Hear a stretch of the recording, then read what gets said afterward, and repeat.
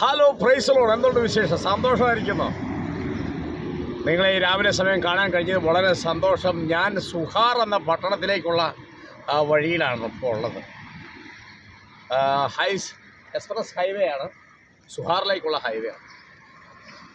ഒരുപാട് സ്തോത്രം വാഹനങ്ങളുടെ തിരക്കില്ല രാവിലെ, എന്നാലും അത്യാവശ്യം വാഹനങ്ങളുണ്ട്. സുഹാറിലേക്ക് പോകുന്ന വഴിക്ക് സുവൈക്ക് എന്ന് പറയുന്നൊരു സ്ഥലമുണ്ട്. അവിടെയാണ് ഇപ്പോൾ ഞങ്ങൾ നിൽക്കുന്നത്. ദൈവത്തിൻ്റെ മഹാകൃപയാൽ നിങ്ങളുടെ പ്രാർത്ഥന, നിങ്ങളുടെ പ്രയർ സപ്പോർട്ട് ഉണ്ടായിരുന്നു. അതോർത്ത് ഞാൻ ദൈവത്തിന് സ്തോത്രം ചെയ്യുകയാണ്. എന്നോടൊപ്പം കർത്താവിൻ്റെ അജേഷുണ്ട്. ഞങ്ങൾ രണ്ടുപേരൂടെയാണ് ഈ വാഹനത്തിൽ അങ്ങോട്ട് യാത്ര ചെയ്തുകൊണ്ടിരിക്കുന്നത്. ആ പോകുന്ന വഴിക്ക് പെട്ടെന്ന് ഒരു സന്ദേശം നിങ്ങളുടെ ശ്രദ്ധയിൽപ്പെടുത്താൻ വേണ്ടി പരിശുദ്ധാത്മാവ് ഞങ്ങൾ യാത്ര പുറപ്പെട്ട സമയം മുതൽ ഇങ്ങനെ സംസാരിച്ചുകൊണ്ടിരിക്കുക. അത് മറ്റൊന്നുമല്ല, നമുക്കറിയാലോ, ഈ താലന്തുകൾ കൊടുക്കുന്നുണ്ട് കർത്താവ്. ഒരു താലന്തിൻ്റെ ഉപമ പറയും. ഒരുത്തൻ അതുകൊണ്ട് കുഴിച്ചിട്ടെന്നാണ് അവിടെ എഴുതിയേക്കുക, അല്ലേ? ബാക്കിയുള്ളവരൊക്കെ അതൊക്കെ അത്യാവശ്യം കൈകാര്യം ചെയ്തു. ഒരുത്തനത് കുഴിച്ചിട്ടു. അവരെന്നിട്ടൊരു പറയുന്നൊരു കാരണമുണ്ട്. ഞാനത് കുഴിച്ചിടാനുള്ള കാരണം പറയുന്നുണ്ട്, ഇല്ലേ? എല്ലാവർക്കും എന്തെങ്കിലും ഒരു കാരണം കാണുമല്ലോ. എന്നാ പള്ളി വരായിരുന്നേ, അത് പിന്നെ വരുന്നില്ലെന്നേ ഉള്ളൂ, അതൊരു കാരണം. ചിലർ എന്താ ഇന്ന് പള്ളിയിലോട്ട് കണ്ടില്ലല്ലോ, ചർച്ച വന്നില്ലല്ലോ. അത് ഒരു ചെറിയ പനി ഉണ്ടായിരുന്നു, പിന്നെ ജലദോഷവും, പിന്നെ കൊറോണയൊക്കെ കഴിഞ്ഞ കാലഘട്ടമല്ലേ. അതുകൊണ്ട് ഇനിയിപ്പം ആർക്കും ഞാനായിട്ടൊരു ബുദ്ധിമുട്ടുണ്ടാക്കണ്ട. എന്താ എന്തെങ്കിലും ഒരു കാരണം എല്ലാവരും കണ്ടെത്താറുണ്ട്. ഇവിടെ ചെറുപ്പക്കാരനും അവന് കിട്ടിയത് ഒരു താലന്ത, അവൻ അതുകൊണ്ട് കുഴിച്ചിട്ടു എന്നായിരുന്നു. കുഴിച്ചിട്ടു. ഈ താലന്ത് കുഴിച്ചിട്ടാൽ ഇത് കുഴിച്ചിടാതെ ആർക്കെങ്കിലും കൊടുത്തായിരുന്നെങ്കിൽ, ആരെങ്കിലും ഏൽപ്പിച്ചിരുന്നെങ്കിൽ, ഞാൻ വരുമ്പോൾ അവൻ്റെ കയ്യിൽ നിന്ന് എൻ്റെ ദ്രവ്യം ഞാൻ വാങ്ങുമായിരുന്നു, അല്ലെങ്കിൽ അതിൻ്റെ ബെനിഫിറ്റ് എനിക്ക് കിട്ടുമായിരുന്നു എന്ന് യജമാനൻ പറയുന്നുണ്ട്. എന്നെ കേൾക്കുന്ന ദൈവമക്കളെ, എനിക്കും നിങ്ങൾക്കെല്ലാം ദൈവം അവൻ ഓരോ ഉത്തരവാദിത്തങ്ങൾ ഏൽപ്പിച്ചിട്ടുണ്ട്, അല്ലേ? ഇന്നലെ ഞാൻ സഹോദരന്മാരുമായിട്ട് സംസാരിച്ചപ്പോൾ പറയുമായിരുന്നു, ഏറ്റവും വലിയ ശുശ്രൂഷ ഏതാണ് എന്ന് ചോദിച്ചാൽ, ഏറ്റവും വലിയ ശുശ്രൂഷ നിങ്ങളെൻ്റെ പ്രഭാഷണത്തിൽ പലപ്പോഴും കേട്ടിട്ടുണ്ട്. അവനവനെ ദൈവം എന്താണോ ഏൽപ്പിച്ചിരിക്കുന്നത് അതാണ് ഏറ്റവും വലിയ ശുശ്രൂഷ, അല്ലേ? അതാണ് ഏറ്റവും വലിയ ശുശ്രൂഷ. ഈ സുഹാർ എന്ന പട്ടണത്തിലേക്കുള്ള യാത്രയിൽ ഇന്ന് രാവിലെ എനിക്ക് നിങ്ങളോടും പറയാനുള്ളത് ഇത്രയേ ഉള്ളൂ. ഒരു ചെറിയ കാര്യമാണ് ദൈവം നിങ്ങളെ ഏൽപ്പിച്ചിരിക്കുന്നതെങ്കിൽ അതിൽ നിങ്ങൾ വിശ്വസ്തരായിരുന്നാൽ മതി, അതിൽ കണക്ക് കൊടുത്താൽ മതി. ഇപ്പം ഞാൻ എത്ര പേരെ രക്ഷയിലോട്ട് കൊണ്ടുവന്നു, എത്ര സ്ഥലങ്ങളിൽ എത്ര ആളുകളെ സ്നാനപ്പെടുത്തി, എത്ര ആളുകളോട് സുവിശേഷം പറഞ്ഞു എന്ന് എനിക്കാരെയും ബോധിപ്പിക്കേണ്ട ആവശ്യമില്ല. പക്ഷേ എന്നെ ഏൽപ്പിച്ചവന് ഞാൻ കണക്ക് കൊടുക്കണം. പഴയൊരു പാട്ടുണ്ട്, നിങ്ങൾ കേട്ടിട്ടില്ലേ? കണക്കെഴുത്തിൻ പ്രമാണി, കണക്കെഴുത്തിൻ പ്രമാണി വിളിച്ചു ചോദിക്കും നേരം, കണക്കെഴുത്തിൻ പ്രമാണി വിളിച്ചു ചോദിക്കും നേരം, ശരിക്കൊരുത്തരം നൽകാൻ നിനക്കു വല്ലതുമുണ്ടോ? കണ്ടോ, പഴയ പാട്ടാ. ആമേൻ, സ്തോത്രം. കണക്കെഴുത്തിൻ പ്രമാണി വിളിച്ച് ചോദിക്കുന്ന നേരം കോപ്പി അടിക്കാൻ പറ്റിയല്ല. ഇന്ന് മുഴുവൻ കോപ്പിയടിയാണല്ലോ, അല്ലേ? ആരെങ്കിലും എന്തെങ്കിലും ചെയ്താൽ ദൈവമേ അവനെ പോലെ എന്നെ ആക്കണേ. ആരെങ്കിലും എന്തെങ്കിലും ഒരു ശുശ്രൂഷ ചെയ്യുന്ന കണ്ടാൽ കർത്താവേ അതുപോലെ എന്നെ ആക്കണേ. വേണ്ട, അതല്ല. ദൈവം നിനക്ക് തന്നിരിക്കുന്ന താലന്ത് എന്താണോ ആ താലന്ത് മതിന്നേ. സ്തോത്രം. അതിന് കണക്ക് കൊടുത്താൽ മതി. വഴിയെ പോകുന്ന എല്ലാവർക്കും കണക്ക് കൊടുക്കണ്ട. സ്തോത്രം. അതാണ് തിരുവെഴുത്ത് പറയുന്നത്.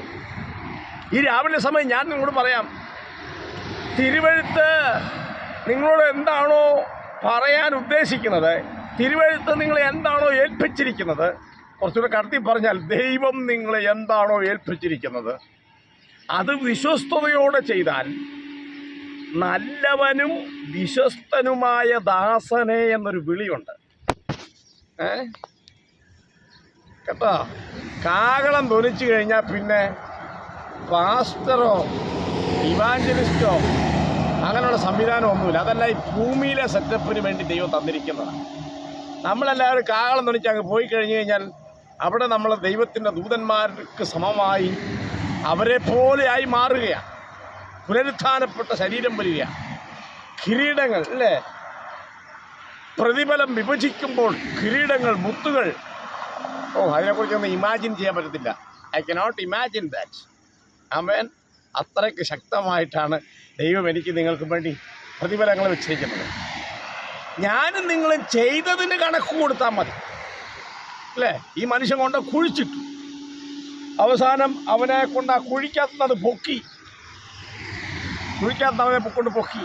എന്നിട്ട് പറയുക, എൻ്റെ എടാ നിനക്കിത് ആരെയും വേപ്പിക്കാൻ പാടില്ലായിരുന്നു.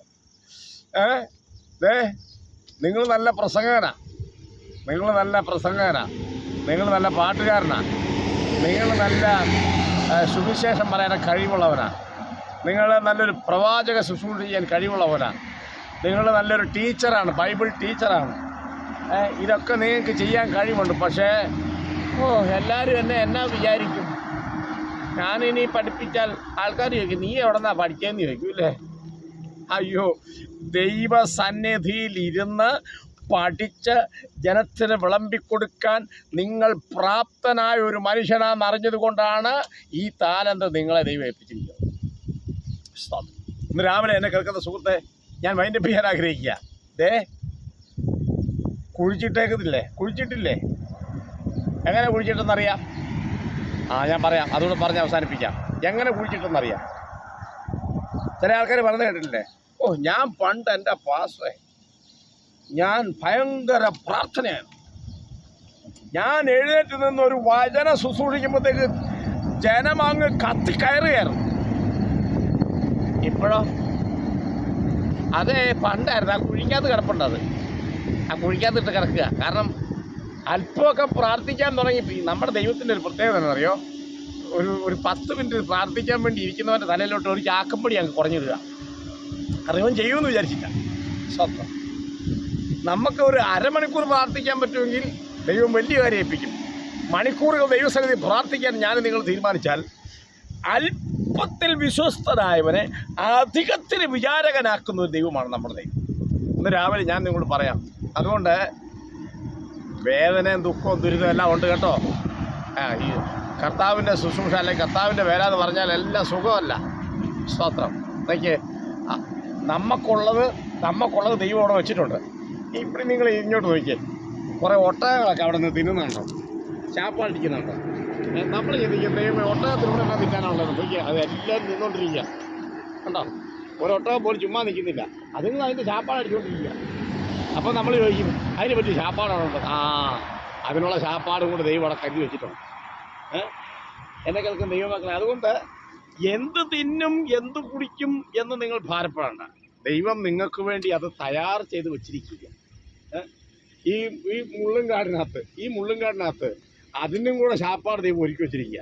എന്ന് പറഞ്ഞാൽ അതിൻ്റെ അർത്ഥം, കർത്താവിൻ്റെ വേല ചെയ്യുന്നവന്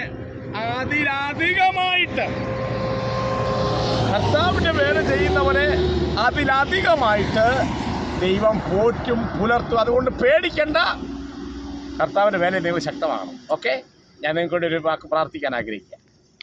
നല്ല ദൈവമേ, സ്വർഗീയ നല്ല പിതാവേ, അവിടുത്തെ പുത്രൻ രക്ഷിതാവായ യേശു ക്രിസ്തുവിന്റെ നാമത്തിൽ ഒരുമിച്ച് തിരുസന്നിധിയിലേക്ക് അടുത്ത് വരുന്നു.